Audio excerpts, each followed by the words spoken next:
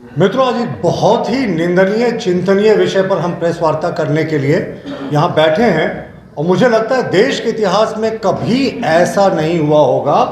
Media में जैसी खबरें आ रही हैं कि हजारों करोड़ के घोटाले का इन्वेस्टिगेशन झारखंड में कर रहे ईडी के अफसरों को नक्सलियों के द्वारा, गैंगस्टरों के द्वारा, महिला के द्वारा, एक महिला का भी नाम आ रहा है, टारगेट करवाया जा रहा है। और वो सिर्फ इसलिए कि जो स्टेट स्पॉन्सर्ड करप्शन इस प्रदेश में पिछले 4 वर्षों से चल रहा है, अब वो धीरे धीरे तक इसका पूरा जो सरगना है उस तक इस जांच की आंच पहुंच रही है। इस जांच को धीमे करने के लिए ईडी के अफसरों को फर्जी मामलों में फंसाने का एक बहुत ही बड़ा षड्यंत्र इस प्रदेश में चल रहा है।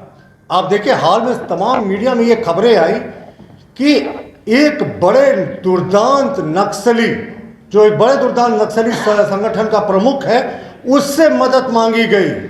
उससे बात की गई कि आप अपने सहयोगियों को ईडी के अफसरों के घर के बगल में रखवाने का कृपा करें, उससे फिर उसके बाद ईडी के अफसरों को हम टारगेट करेंगे। इस राज्य का एक बहुत ही बड़ा जो दुर्दांत गैंगस्टर है, उससे मदद लेने की खबरें आ रही हैं। उससे कहा जा रहा है कि तुम ईडी के अफसरों को, और अफसरों ही नहीं साहब, कितना गिर गया ये सिस्टम कि अफसर ही नहीं, उनके परिवार के सदस्यों को भी टारगेट करने के लिए कहा जा रहा है। और बताया जा रहा है ये सारा कुछ जो षड्यंत्र हो रहा है वो जेल में बैठे जो कभी सत्ता के शीर्ष पर दलाल हुआ करते थे, आज उन्हीं के शय पर ये पूरा षड्यंत्र हो रहा है। ये बेहद ही चिंतनीय है। इससे पहले भी जिस समय लालू प्रसाद यहाँ पे जेल में बंद थे तो डायरेक्टर के बंगले को, केली बंगले को जेल नोटिफाई कर दिया गया था, और वो तो खुला दरबार था, वो तो रिजॉर्ट की वहाँ सीन्स खबरें आती थी। उसी तरीके से वर्तमान में भी राज्य सरकार के संरक्षण में जो जेल है वो इन सत्ता के दलालों के लिए ऐशो आराम का जगह मिल गया। बाहर सरकार आम जनता का बैंड बजा रही है और भीतर ये सत्ता के दलाल अपने जन्मदिन पर बैंड बजाकर खुशियां मना रहे हैं। तो ये सरकार की स्थिति हो गई है। और ये कभी ना भूतो ना भविष्यति, ऐसा कोई घटना कभी कोई केंद्रीय एजेंसी जो भ्रष्टाचार की जांच कर रही हो उसको आप नक्सलियों से टारगेट करवाने की मांग करेंगे, सोच रखेंगे, गैंगस्टरों से टारगेट करवाने की सोच रखेंगे। और खबरें तो यहाँ तक आई कि एक महिला को ये तैयार करने की कोशिश कर रहे हैं कि उनको फर्जी मुकदमे में ईडी के अफसरों को फंसाया जाए, ताकि ये जो जांच है, ये जो अंजाम तक पहुंचने वाली है, ये ढीली पड़े। लेकिन ये भूल जाते हैं ये मोदी जी का न्यू इंडिया है, यहाँ करप्शन से कोई कॉम्प्रोमाइज नहीं है। इस तरह की फर्जी मुकदमों से कोई कभी नहीं डरने वाला मोदी जी के न्यू इंडिया में।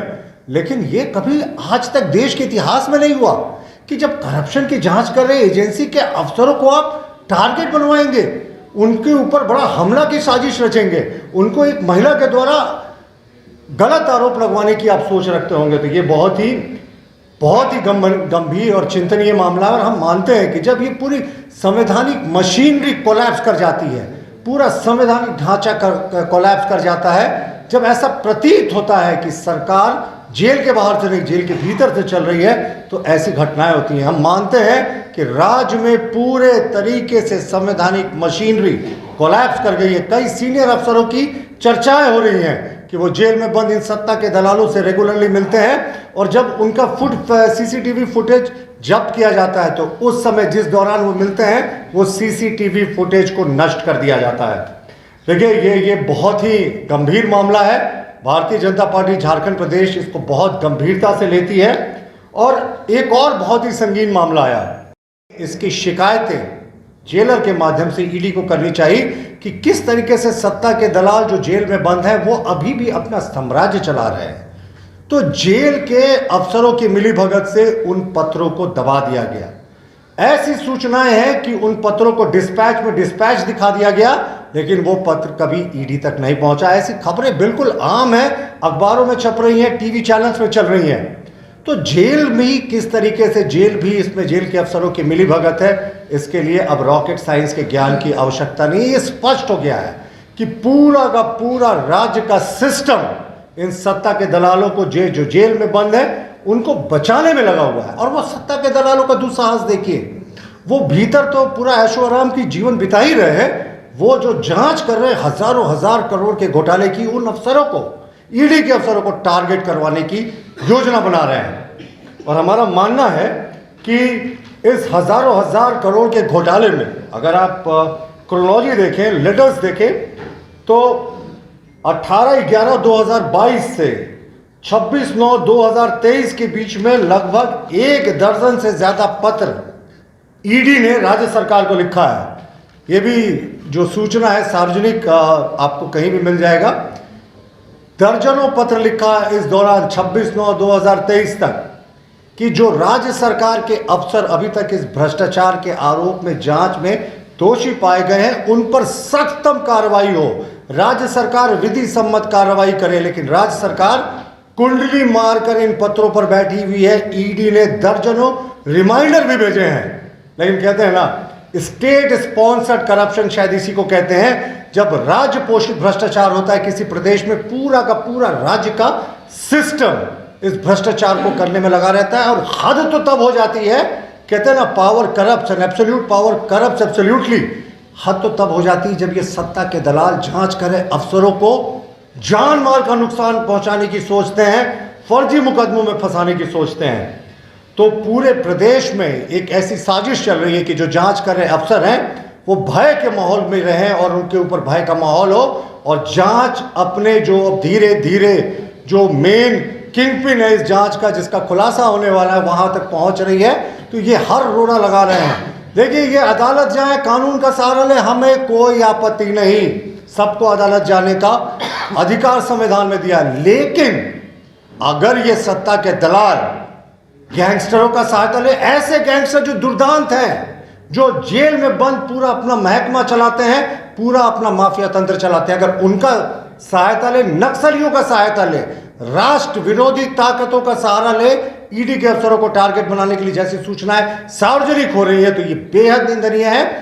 और हम राज्य सरकार से मांग करते हैं, और बहुत ही कड़ाई से मांग करते हैं, कि इस पूरे प्रकरण की जो ईडी के अफसरों को टारगेट करने की कोशिश की जा रही है सत्ता के दलालों के द्वारा, फर्जी मुकदमे में फंसाने की कोशिश की जा रही है, और जो राज्य सरकार को ईडी ने दर्जनों पत्र लिखे हैं 26/11/2022 से 26/9/2023 के बीच में, उन पत्रों पर राज्य सरकार कार्रवाई क्यों नहीं कर रही है? इस पूरे मामले की राज्य सरकार अविलंब सीबीआई जांच की अनुशंसा करे, क्योंकि अब हमें राज्य के सिस्टम पर विश्वास नहीं, क्योंकि यहां तो मैंने आपको ये बता दिया कि पूरा का पूरा राज्य इन सत्ता के दलालों को संरक्षण देने में लगा है। और ये सत्ता के दलाल पता नहीं किस तरीके से, कैसे इनको इतनी हिम्मत आती है कि जान माल का नुकसान भी पहुंचाने की सोच रहे हैं ईडी के अफसरों की।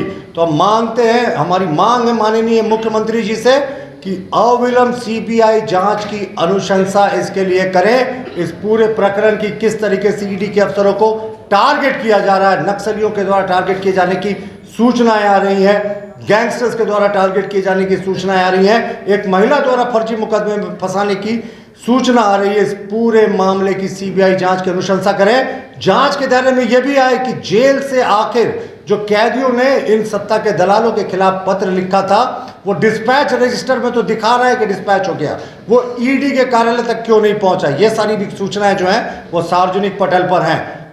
और सबसे बड़े माध्यम आप ही हैं, आप ही ने इन चीज़ों को दिखलाया है, और आप ही के अखबारों में, प्रमुख अखबारों में ये प्रमुखता से छपी है, चैनलों में चल रहा है। तो हमें आप पर पूरा यकीन है, भले ही सत्ताधारी दल को आप पर यकीन ना होता हो, कभी कभी वो आपकी विश्वसनीयता पर प्रश्न उठाते हैं, हमें आपकी विश्वसनीयता पर 100% विश्वास है।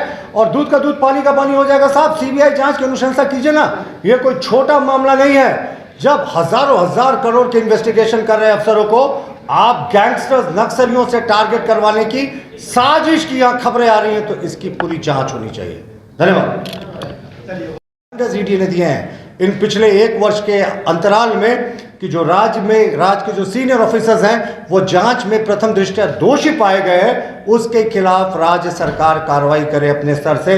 वो कार्रवाई क्यों नहीं हो रही? इन सारे मुद्दों को लेकर राज्य सरकार से हमारी मांग है, आग्रह नहीं, मांग है कि वो मुख्य प्रतिपक्ष दल होने के कारण हमारा ये संवैधानिक दायित्व है, और सरकार से ये आधिकारिक मांग है कि इस पूरे प्रकरण की सीबीआई जांच की अनुशंसा करें।